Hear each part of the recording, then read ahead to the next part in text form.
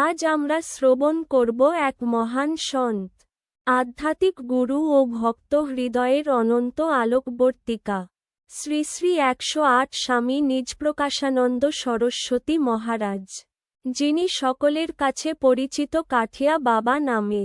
যতদিন ভারতবর্ষের ভক্তি, সাধনা ও সন্ন্যাসধারা প্রবাহিত হবে, ততদিন তার নাম অনন্তকালের মতো উচ্চারিত হতে থাকবে। জন্ম ও শৈশব। কাঠিয়া বাবা জন্মগ্রহণ করেন অষ্টাদশ শতাব্দীর শেষ ভাগে। তার জন্মস্থান ছিল বৃন্দাবন ধাম, যদিও পরবর্তীকালে তার কার্যক্ষেত্র সমগ্র ভারতবর্ষে বিস্তৃত হয়। শিশুকালে তার নাম ছিল রামেশ্বর দাস। ছোটবেলা থেকেই তিনি ছিলেন অত্যন্ত ভক্তিময়, অন্তর্মুখী এবং কৃষ্ণ নামে নিমগ্ন। তার জন্মের সঙ্গে সঙ্গেই লোকেরা অনুভব করেছিল এক বিশেষ আভা, এক ঈশ্বরীয় আলো। কথিত আছে, তিনি শৈশবে খেলনা নিয়ে খেলতেন না। অন্য শিশু যখন খেলাধুলায় মেতে উঠত, তখন তিনি বসে বসে জপমালা ঘোরাতেন, শ্রীকৃষ্ণের নাম করতেন। তার পিতামাতা প্রথমে ভেবেছিলেন, এ বালক হয়তো খুব দুর্বল চিত্তের, কিন্তু পরে বুঝলেন, তিনি তো জন্মসূত্রেই ভক্ত, জন্মসূত্রেই যোগী। সন্ন্যাস গ্রহণ। কৈশোর পেরিয়ে যখন তিনি যৌবনে পদার্পণ করেন, তখনই তার মনে উদিত হয়েছিল বৈরাগ্যের সূর্য। সংসারের প্রতি তার কোনো আকর্ষণ ছিল না। তিনি নিরন্তর কৃষ্ণ চিন্তায় মগ্ন থাকতেন। একদিন তিনি বৃন্দাবনের সাধু সন্ন্যাসীদের সান্নিধ্যে আসেন। সেখানেই তিনি শ্রীপাদ স্বামী স্বরূপানন্দজির শিষ্যত্ব গ্রহণ করেন এবং সন্ন্যাস ধর্মে দীক্ষিত হন।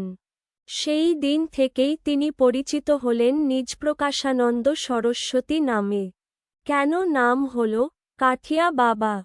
শ্রোতৃবৃন্দ, হয়তো আপনার মনে প্রশ্ন জাগছে, এই মহান সন্ন্যাসীর নামের সঙ্গে কেন কাঠিয়া শব্দটি জুড়ে গেল? এর একটি অদ্ভুত ঘটনা আছে। সন্ন্যাস গ্রহণের পর তিনি কঠোর তপস্যা শুরু করেন। শীত, গ্রীষ্ম, বর্ষা, ঝড়, বৃষ্টি সবকিছুকে উপেক্ষা করে তিনি দিনরাত ধ্যান ও জপে মগ্ন থাকতেন। এই সময়ে তিনি শরীরের উপর তীব্র কষ্ট আরোপ করতেন। তিনি মাটিতে শোয়াতেন না, বিছানায় ঘুমাতেন না, শুধু একটি কাঠের আসনে বসে ধ্যান করতেন। বছরের পর বছর ধরে তিনি সেই কাঠের আসনেই স্থির হয়ে থাকতেন। সেই জন্যই লোকসমাজে তিনি পরিচিত হলেন কাঠিয়া বাবা নামে। আধ্যাত্মিক প্রভাব। কাঠিয়া বাবার মধ্যে ছিল এক অপূর্ব আধ্যাত্মিক শক্তি। তার দর্শন পেতেই মানুষ আত্মিক শান্তি লাভ করত। তিনি কখনো বড় বড় গ্রন্থ রচনা করেননি, বিশাল কোনো প্রতিষ্ঠান গড়ে তোলেননি, কিন্তু তার জীবনযাপনই ছিল শিক্ষা, তার আচার আচরণই ছিল উপদেশ। তিনি বলতেন, ভক্তির চেয়ে বড় কিছু নেই। ভক্তি ছাড়া কোনো সাধনাই পূর্ণতা লাভ করে না। তিনি শিষ্যদের সর্বদা কৃষ্ণ নামে নিমগ্ন থাকতে উপদেশ দিতেন। ভক্তিভাব। কাঠিয়া বাবা ছিলেন একান্তভাবে বৈষ্ণব সাধক। তার হৃদয়ে নিরবচ্ছিন্নভাবে ধ্বনিত হতো, রাধে রাধে, কৃষ্ণ কৃষ্ণ।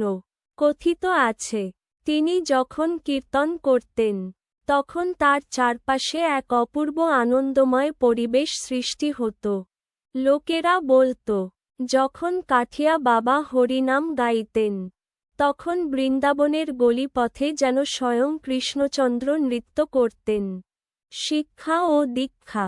অসংখ্য ভক্ত তার কাছে দীক্ষা নিয়েছিলেন।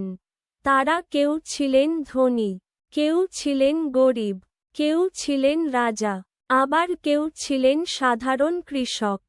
কাঠিয়া বাবা কখনো ভেদাভেদ করেননি। তিনি বলতেন, ভগবানের কাছে সবাই সমান। কুল, জাত, ধন সম্পদ এসবের কোনো মূল্য নেই। ভক্তির শুদ্ধতাই আসল। সমাজ সংস্কার। কাঠিয়া বাবা শুধু ভক্তি ও জপের শিক্ষা দেননি, তিনি সমাজ সংস্কারেও অবদান রেখেছিলেন। তার সময়ে অনেক জায়গায় অস্পৃশ্যতার কুসংস্কার প্রচলিত ছিল।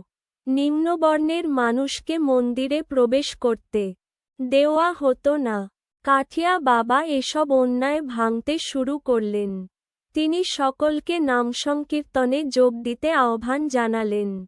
তিনি বলতেন, ভগবানের নামের দ্বারে কোনো বাধা নেই।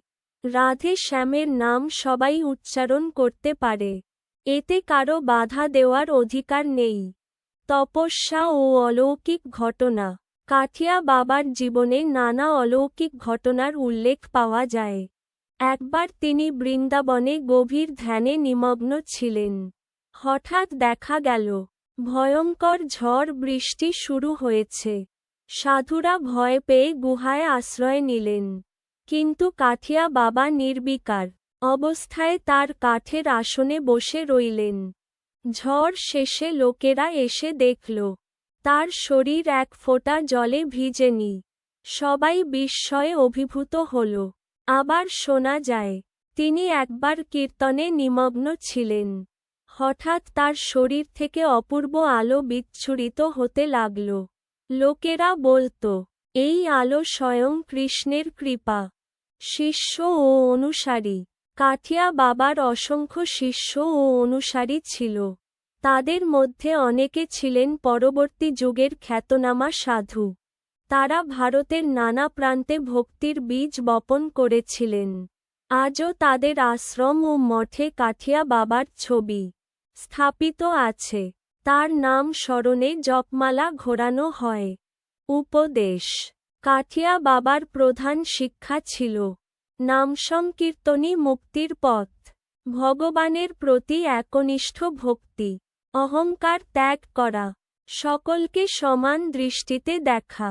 সংসারের মোহ থেকে মুক্তি পেয়ে ঈশ্বর চিন্তায় মগ্ন হওয়া। তিনি বলতেন, জপমালার দানা গুনলে যতটুকু সময় যায়, ততটুকু সময়ে হৃদয়ে কৃষ্ণের নাম উচ্চারণ করো। তাহলেই অন্তরে স্থায়ী আনন্দ জাগবে। শেষ জীবনে। জীবনের শেষ সময় পর্যন্ত কাঠিয়া বাবা ভক্তি প্রচারে নিয়োজিত ছিলেন। বৃন্দাবন, নবদ্বীপ, পুরী, গয়া, কলকাতা সব জায়গাতেই তার ভক্ত ছিল। অবশেষে একদিন তিনি মহাসমাধিতে লীন হলেন। বলা হয়, তার দেহ দাহ করার সময় ভক্তরা দেখেছিলেন, আকাশে অদ্ভুত আলোকছটা ছড়িয়ে পড়েছে। আজকের প্রেক্ষাপটে কাঠিয়া বাবা। আজকের দিনে আমরা যদি কাঠিয়া বাবার জীবন থেকে কিছু শিখতে চাই, তবে প্রথমেই শিখব, সরল ভক্তিই ঈশ্বর প্রাপ্তির পথ। তিনি আমাদের শিক্ষা দেন, পদমর্যাদা, জাতপাত, ধন সম্পদ এসবই ক্ষণস্থায়ী। কেবল কৃষ্ণ নামই অনন্ত। তার জীবন আমাদের মনে করিয়ে দেয়, শুদ্ধ ভক্তির কাছে সবকিছুই তুচ্ছ।